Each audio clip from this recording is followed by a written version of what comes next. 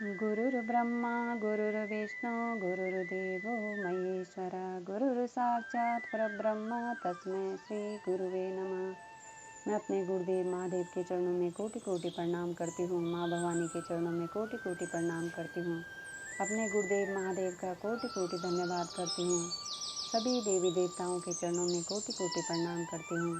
तीन सूत्र के दाता भ्राता श्री हरिनंदन भैया के चरणों में कोटि कोटि प्रणाम करती हूँ और उनका कोटि कोटि धन्यवाद करती हूँ, जिन्होंने हम सभी को गुरु के तीन सूत्र देकर शिव शिष्यता का मार्ग दिखाया।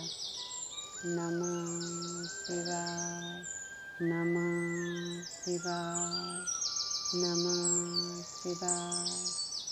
सभी गुरु भाई बहनों के चरणों में कोटि कोटि प्रणाम करती हूँ। सभी का बहुत बहुत धन्यवाद करती हूँ। आज हम सुनेंगे शिव गुरु चर्चा का फलाफल। ये उन दिनों की बात है, 27 जुलाई 2015 दीदी नीलम आनंद का जन्मदिन अग्रसेन भवन रांची में मनाया गया। हजारों की संख्या में दूर दराज इलाकों से आए लोगों ने उनको पुष्पांजलि अर्पित की और दीदी नीलम आनंद के संग बिताए पलों की कहानियाँ रूंधे हुए कंठों से कह सुनाई। प्रस्तुत है उनमें से कुछ लोगों की आप बीती। साहब दीदी उस समय नागेश्वर कॉलोनी में रहते थे। मेरे बड़े भाई अशोक कुमार सिंह जी का एक बार किडनी का प्रत्यारोपण हो चुका था, किंतु दुर्भाग्यवश दोबारा प्रत्यारोपण की नौबत आ गई। डॉक्टर ने 1,40,000 रुपये का खर्च बताया था। घर की आर्थिक स्थिति जर्जर थी। मैंने अपना सारा दुखड़ा दीदी नीलम आनंद से कह सुनाया। मेरी पूरी बात सुनने के बाद दीदी अपने कमरे में गई। 1,000 के 7 नोट और बेलपत्र लेकर बाहर आई, मुझे दिया और कहा, ये बेलपत्र मरीज के हाथ में बांध देना, तब इलाज कराना। भाई के हाथ में दीदी का दिया बेलपत्र बांधकर हम अहमदाबाद चले आए इलाज कराने। जब हम अस्पताल पहुंचे तो वहां के एक चिकित्सक ने मुझसे कहा, अरे बिहारी, तुम मुझे 7,000 रुपये दो, मैं तुम्हारे भाई की किडनी का प्रत्यारोपण कर देता हूँ। मेरे आश्चर्य और खुशी का ठिकाना ना रहा। इसे आप चमत्कार नहीं तो और क्या कहेंगे। दीदी के आशीर्वाद से भाई साहब स्वस्थ हैं और मेरा पूरा परिवार सदैव साहब दीदी का ऋणी रहेगा, जो जीवन शेष है शिव गुरु कार्य को समर्पित है। शिव पूजन सिंह, औरंगाबाद, बिहार। उन दिनों शिव गुरु चर्चा बिहार के लिए नई सी बात थी। शिव शिष्यों की संख्या भी कम थी। शिव गुरु कार्य को समस्तीपुर में बढ़ाने के उद्देश्य से मैंने समस्तीपुर के जिला स्कूल के मैदान में एक छोटा सा शिव गुरु महोत्सव रखा। घर घर जाकर लोगों को एक सप्ताह पहले से ही महोत्सव की सूचना दी गई। मैं और मेरे साथ कई गुरु भाई गुरु बहनों ने मिलकर खूब मेहनत की। टेंट, सामियाना, माइक, बाजा सब लगकर तैयार था। अब प्रतीक्षा हो रही थी लोगों के आने की। हमने भजन गाना शुरू किया ताकि इसकी आवाज़ सुनकर लोग मैदान में जुटे। 2 से 3 भजन समाप्त हो चुके, लेकिन मैदान में 15-20 से ज़्यादा लोग नहीं नज़र आ रहे थे। दिल बैठता जा रहा था हम सभी का। ऐसा लग रहा था कि यह महोत्सव कामयाब नहीं हो पाएगा, सारी मेहनत पर पानी फिर जाएगा।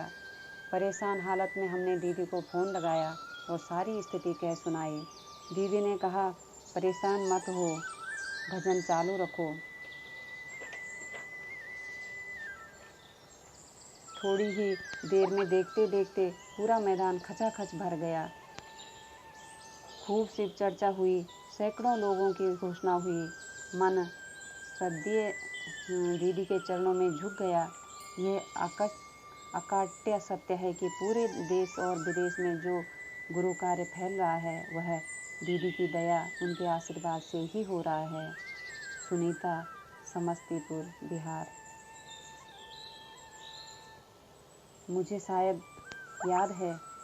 याद है मैं 10 या 11 साल का था। माता का लाडला और ज़रूरत से ज़्यादा शरारती। मेरी शरारतों से पूरा घर और सारे पड़ोसी परेशान थे। एक बार तो मैंने अपने शिक्षक का सर ही फोड़ दिया था। मेरी इन आक्रामक हरकतों को देखकर मेरे पिता को मेरे भविष्य की चिंता हुई। वे फौरन मुझे लेकर दीदी नीलम के पास आए और उनसे विनती की कि कुछ दिनों तक मुझे अपने साथ रख लें। दीदी का घर उस समय भले ही छोटा था, लेकिन दिल तो बहुत बड़ा था ना। मुझे उनके घर में जगह मिल गई। एक दिन की बात है, पिंटू भैया जो वहाँ के हेड कुक थे, वे बड़ी सी हांडी में चावल चढ़ाकर कहीं चले गए और शायद भूल भी गए थे। मैंने सोचा क्यों ना मैं ही चावल उतार कर मांड पसा दूँ। मैं छोटा था और हांडी बड़ी और बहुत भारी थी। मुझे इस बात का अंदाज़ा नहीं था। जैसे ही मैंने हांडी उतारने की कोशिश की पूरी हांडी जिसमें खौलता हुआ चावल और उसका मांड था मेरे शरीर पर आ गिरा। आप सोच भी नहीं सकते कि मुझे कितनी पीड़ा और दर्द होती, लेकिन ऐसा कुछ नहीं हुआ क्योंकि मैं दीदी नीलामानु के संरक्षण में था।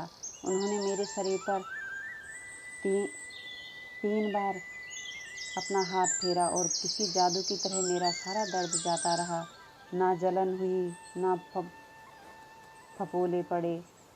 ये तो मात्र एक अनुभूति है। ऐसी कई घटनाएं हैं, सुनाने बैठूंगा तो शब्द कम पड़ जाएंगे। मैं आज भी उनकी ही स्नेहिल छाँव में हूँ। वो मुझसे कभी दूर नहीं गई।